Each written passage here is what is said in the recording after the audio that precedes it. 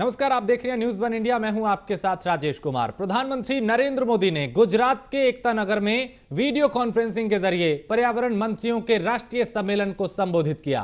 प्रधानमंत्री ने कहा कि हम ऐसे वक्त में मिल रहे हैं जब भारत अगले 25 साल के लिए नए लक्ष्य तय कर रहा है। मुझे भरोसा है कि आपकी कोशिशों से पर्यावरण की रक्षा में भी मदद मिलेगी और भारत का विकास भी उतनी ही तेज गति से होगा। प्रधानमंत्री ने कहा कि आज का नया भारत नई सोच, नई अप्रोच के साथ आगे बढ़ रहा है।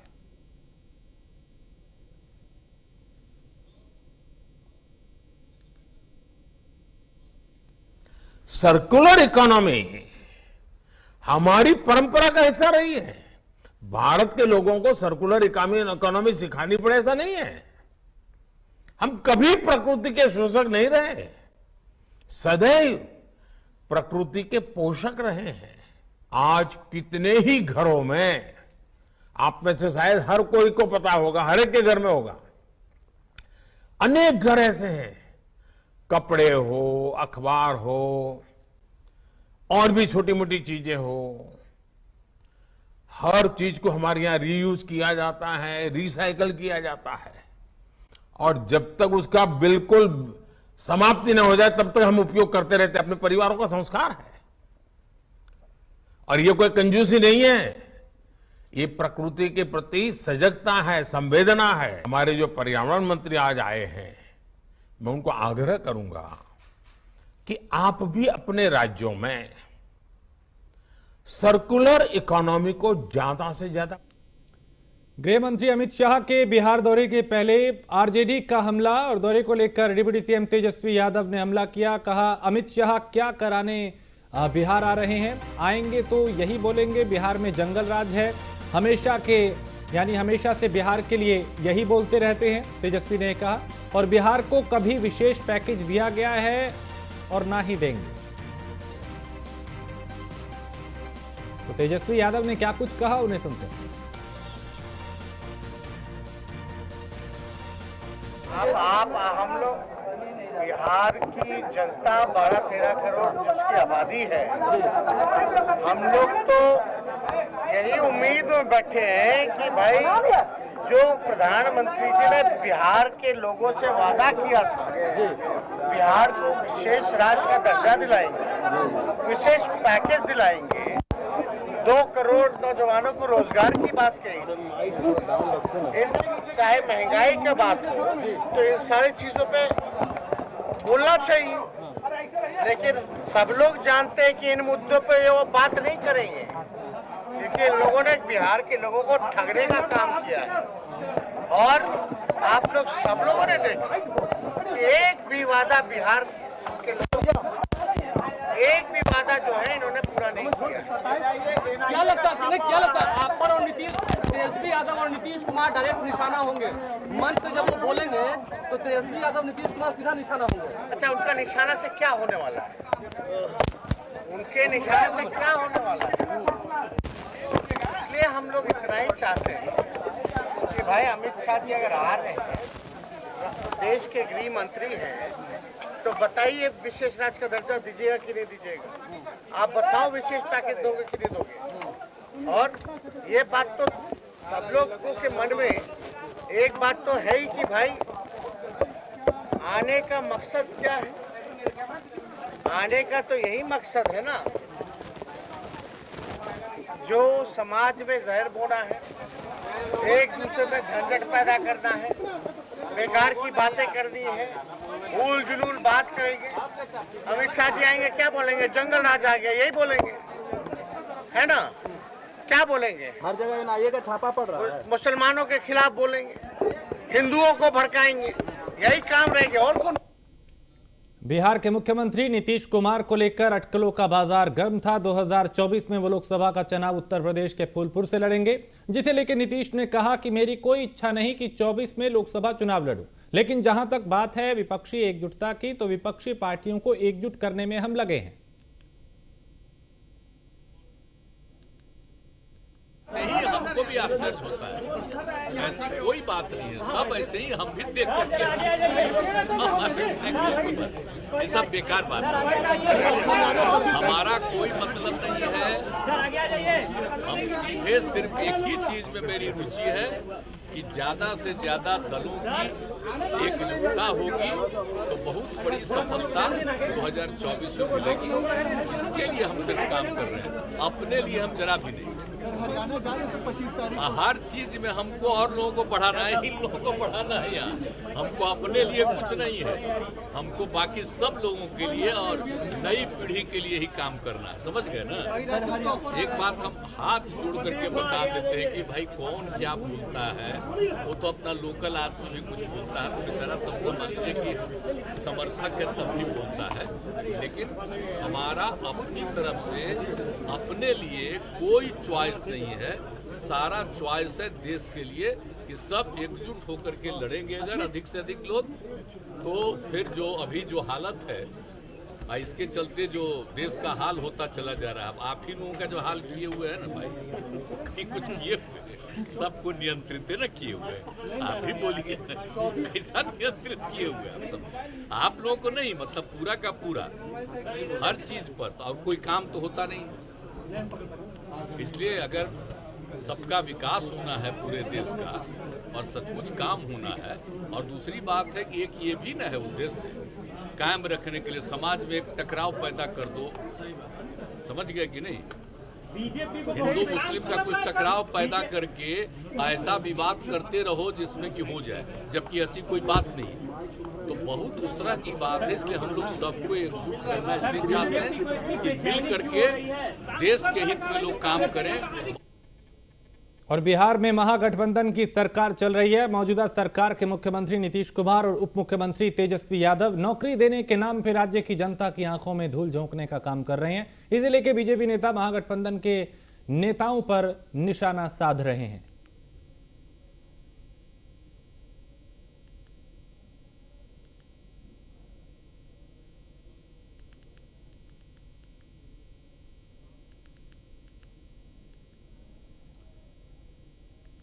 और उद्धव गुट को बॉम्बे हाई कोर्ट ने बड़ी राहत देते हुए शिवाजी पार्क में दशहरे पे रैली करने की इजाजत दे दी है। इसके साथ ही शिंदे गुट को परमिशन देने से इनकार कर दिया है, उन्हें कहीं और रैली करनी होगी। बॉम्बे हाई कोर्ट ने शिवसेना को आदेश दिया है कि वो बीएमसी के वार्ड ऑफिसर के पास इस आदेश को लेकर जाएं और रैली करने की परमिशन लें। अदालत ने कहा कि सरकार की तरफ से जारी 2016 के आदेश के मुताबिक ये परमिशन दी जाएगी और ये नहीं, पूरे आयोजन की वीडियोग्राफी कराई जाएगी, और यदि कुछ भी खामी पाई जाती है या फिर कानून व्यवस्था की समस्या पैदा होती है तो भविष्य में अनुमति देने पर विचार किया जाएगा। शिवसेना इस पार्क में बीते 5 दशकों से ज्यादा वक्त से रैली करती रही है। ऐसे में बॉम्बे हाई कोर्ट के आदेश के बाद वो अपनी परंपरा को कायम रखने में सफल हो पाएगी। बीएमसी ने एकनाथ शिंदे और उद्धव ठाकरे दोनों को ही पार्क देने से इनकार कर दिया था, जिसके बाद दोनों हाईकोर्ट पहुंचे थे। अदालत ने आज सुनवाई के दौरान पहले एकनाथ शिंदे गुट को शिवाजी पार्क में रैली देने से इनकार कर दिया और फिर शिवसेना को मंजूरी दे दी। यही नहीं, इस दौरान अदालत ने कहा कि शिवसेना के आवेदन को खारिज करना सही नहीं है।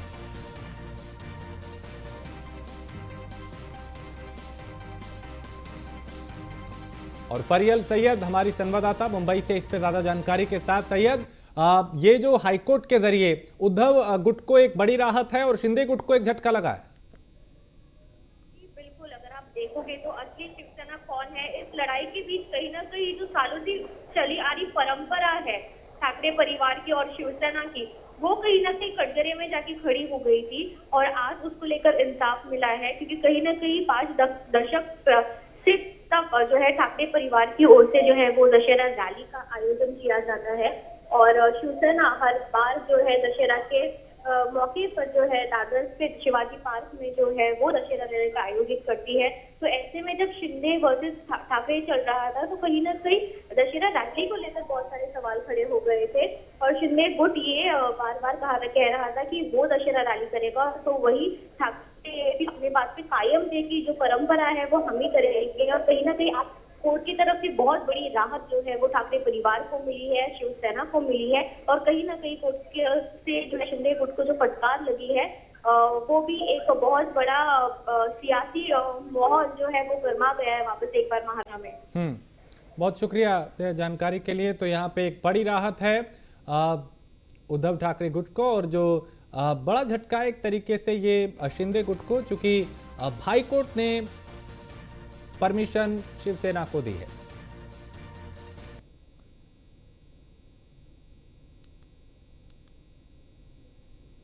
और खबर देहरादून से है, जहां रंग लाई है मुख्यमंत्री पुष्कर सिंह धामी की पहल। विधानसभा में बैकडोर से हुई सभी भर्तियां रद्द की गई हैं। धामी की चिट्ठी पे स्पीकर ने गठित की थी जांच समिति, और धामी ने विश्वास दिलाया था कि भविष्य में सभी भर्तियां पारदर्शिता के साथ होंगी, किसी भी तरह की कोई गड़बड़ी नहीं होगी, और अब तक पीछे जो गड़बड़ियां हुई है उनको बख्शा नहीं जाएगा।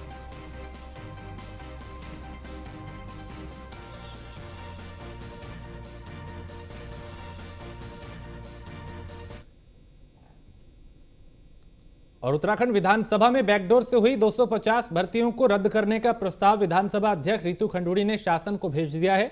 इसके अलावा विधानसभा सचिव मुकेश सिंघल को निलंबित कर दिया गया है। मुख्यमंत्री ने इस फैसले पर खुशी जताई। उन्होंने कहा कि आगे सभी भर्तियां पारदर्शी तरीके से होंगी।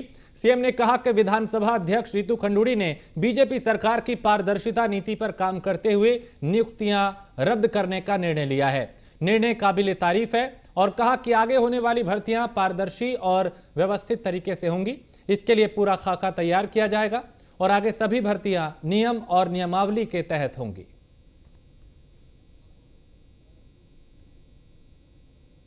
विधानसभा अध्यक्ष जी से अनुरोध किया था कि आप इसकी जांच करवाइए, और जांच करवाने के बाद जो भी गलत पाया जाता है तो आप उसको निरस्त करिए। उन्होंने निरस्त कर दिया, और हमारी सरकार का मंत्र है सुशासन और पारदर्शिता।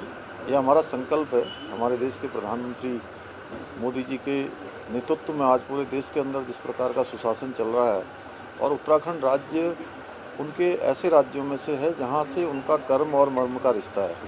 इसलिए हमारी सरकार उन्हीं के पद चिन्हों पर चलते हुए कहीं भी इस प्रकार की बात आ रही है तो हम उसको सीधे कार्रवाई कर रहे हैं। पारदर्शिता लाना, भ्रष्टाचार मुक्त करना, ये हमारा उद्देश्य है। विधानसभा अध्यक्ष जी ने निर्णय लिया है, मैं उनका स्वागत करता हूं, और आगे भी जो भर्तियां होंगी उन भर्तियों पर पूरी तरह से पारदर्शिता हो। लोक सेवा आयोग या जो भी अच्छी संस्था होगी उस संस्था से भर्ती करवाने का भी काम, जिससे कि हमारे सभी नौजवानों को पारदर्शिता के आधार पर रोजगार मिलेगा। विधानसभा अध्यक्ष जी से अनुरोध किया था कि आप इसकी जांच करवाइए, और जांच करवाने के बाद जो भी गलत पाया जाता है तो आप उसको निरस्त करिए। उन्होंने निरस्त कर दिया, और हमारी सरकार का मंत्र है सुशासन और पारदर्शिता। यह हमारा संकल्प है। हमारे देश के प्रधानमंत्री मोदी जी के नेतृत्व में आज पूरे देश के अंदर जिस प्रकार का सुशासन चल रहा है, और उत्तराखंड राज्य उनके ऐसे राज्यों में से है जहां से उनका कर्म और मर्म का रिश्ता है। इसलिए हमारी सरकार उन्हीं के पद चिन्हों पर चलते हुए कहीं भी इस प्रकार की बात आ रही है तो हम उसको सीधे कार्रवाई कर रहे हैं। पारदर्शिता लाना, भ्रष्टाचार मुक्त करना, ये हमारा उद्देश्य है। विधानसभा अध्यक्ष जी ने निर्णय लिया है, मैं उनका स्वागत करता हूं, और आगे भी जो भर्तियां होंगी उन भर्तियों पर पूरी तरह से पारदर्शिता हो। लोक सेवा आयोग या जो भी अच्छी संस्था होगी उस संस्था से भर्ती करवाने का भी काम, जिससे कि हमारे सभी नौजवानों को पारदर्शिता के आधार पर। तो विधानसभा में बैकडोर से भर्ती का मामला है, जिसमें स्पीकर ने 250 नियुक्तियों को रद्द करने का ऐलान किया है, और 250 नियुक्तियां रद्द करने का प्रस्ताव शासन को भेजा गया है। 2016 की 150 और 2019 की 6 भर्तियां रद्द होंगी। 2021 की 72 नियुक्तियां रद्द होंगी। इसके अलावा 2021 में उपनल से हुई 22 नियुक्तियां भी रद्द होंगी, और विधानसभा सचिव मुकेश सिंघल तत्काल प्रभाव से निलंबित किए गए हैं। उत्तराखंड विधानसभा में बैकडोर भर्ती प्रकरण के संबंध में कोटिया जांच समिति ने अपनी रिपोर्ट गुरुवार देर रात विधानसभा अध्यक्ष रितु खंडूड़ी को सौंप दी, जिसके बाद विधानसभा अध्यक्ष ने प्रेस कॉन्फ्रेंस करते हुए कहा कि समिति ने नियुक्तियां रद्द करने की मंजूरी दी है, और नियुक्तियां रद्द करने का प्रस्ताव शासन को भेज दिया है। 250 नियुक्तियों को रद्द करने का प्रस्ताव शासन को भेजा गया है। जांच रिपोर्ट मिलने के बाद विधानसभा अध्यक्ष ने 2016 की 150 भर्तियां, 2020 की 6, 2021 की 72 और इसी तरीके से जो नियुक्तियां हुई थी अब तक की, उन्हें रद्द किया गया है। तो 2021 की 72 नियुक्तियां जो हैं उन्हें रद्द किया गया। विधानसभा अध्यक्ष के रूप में जांच समिति की अनुशंसा को स्वीकार करते हुए वर्ष 2016 तक की 150 तदर्थ नियुक्तों को, वर्ष 2020 की 6 तदर्थ नियुक्तियों को तथा वर्ष 2021 की 72 तदर्थ नियुक्तियों को निरस्त करने का निर्णय लिया गया है। चूंकि इन तदर्थ नियुक्तियों को शासन का अनुमोदन प्राप्त है, अतः नियमानुसार इन तदर्थ नियुक्तियों का निरस्त करने के लिए शासन को अनुमोदन लेना आवश्यक होगा। इन नियम विरुद्ध तदर्थ नियुक्तों को निरस्त करने के लिए अनुमोदन हेतु मैं शासन को तत्काल प्रस्ताव भेज रही हूं। अनुमोदन प्राप्त होते ही नियम विरुद्ध तदर्थ नियुक्तियां तत्काल समाप्त कर दी जाएंगी। इसी प्रकार उपनल द्वारा की गई 22 नियुक्तियों को भी तत्काल प्रभाव से निरस्त कर रही हूं। मैं आपको जानकारी देना चाहती हूँ, वैसे जो ये आगे का मैं पढ़ने जा रही हूँ, ये 32 हम लोगों ने 32 पदों के लिए जो एग्ज़ाम लिए थे उसके साथ उसकी बात है। भले ही ये हमारी समिति के मैंडेट में नहीं था, लेकिन क्योंकि जब वो कागजात खंगाल रहे थे तो उन्हें इसकी भी जानकारी मिली, तो इसकी भी जानकारी मैं आपको दे रही हूँ। मैं आपको ये जानकारी भी देना चाहती हूँ कि विधानसभा सचिवालय द्वारा 2021 में 32 विभिन्न पदों पर सीधी भर्ती के लिए आवेदन पत्र मांगे गए थे, जिसके लिए इस वर्ष 20 मार्च को लिखित परीक्षा भी आयोजित की गई थी, जिसका परिणाम अभी तक घोषित नहीं हुआ है। इस परीक्षा के लिए लखनऊ की एक private agency messrs RMS techno solutions private limited को चयन किया गया था। इस एजेंसी के कार्यकलाप विवादों में रहे हैं और इस पर पेपर लीक के गंभीर आरोप भी लगे हैं, जिसके चलते कम से कम 5 प्रतियोगिता परीक्षा शासन को रद्द करनी पड़ी है और उनकी गिरफ्तारियां भी हुई हैं। विधानसभा सचिवालय में नियमों प्रावधानों का उल्लंघन करते हुए इस एजेंसी का चयन किया गया है। इसमें अनेक वित्तीय अनियमितताएं भी पाई गई हैं। उपलब्ध जानकारी के अनुसार इस एजेंसी को बिल प्राप्त होने के 2 दिन के अंदर बैंक से 59 लाख रुपए का भुगतान भी जारी कर दिया गया था, जिसमें विधानसभा सचिव की भूमिका भी संदेहास्पद पाई गई है। इस परिप्रेक्ष्य में विधानसभा अध्यक्ष के रूप में मैंने यह निर्णय लिया है कि इन 32 पदों पर हुई परीक्षाओं को निरस्त किया जाएगा तथा एजेंसी की भूमिका की जांच की जाएगी तथा नियमानुसार कार्रवाई की जाएगी।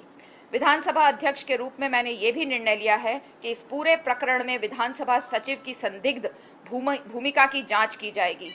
जांच पूरे होने तक श्री मुकेश सिंघल को तत्काल प्रभाव से निलंबित किया जाता है। तत्संबंधी आदेश जारी किए जाएंगे। जांच समिति में दी गई विभिन्न सिफारिशों एवं सुझावों पर कार्रवाई जारी रहेगी। इसमें विधानसभा सचिवालय में कर्मचारी अधिकारियों की राइट साइजिंग, ई-ऑफिस, ई-विधान, पदोन्नति तथा सेवा नियमों में सुधार शामिल रहेगा। अतः मैं पुनः अवगत कराना चाहती हूं कि वर्ष 2016 तक की 150 तदर्थ नियुक्तियां, वर्ष 2020 की 6 तदर्थ नियुक्तियां को तथा वर्ष 2021 की 72 तदर्थ नियुक्तियों को निरस्त करने के मेरे निर्णय के अनुमोदन के लिए प्रस्ताव शासन को तत्काल भेज रही हूं। विधानसभा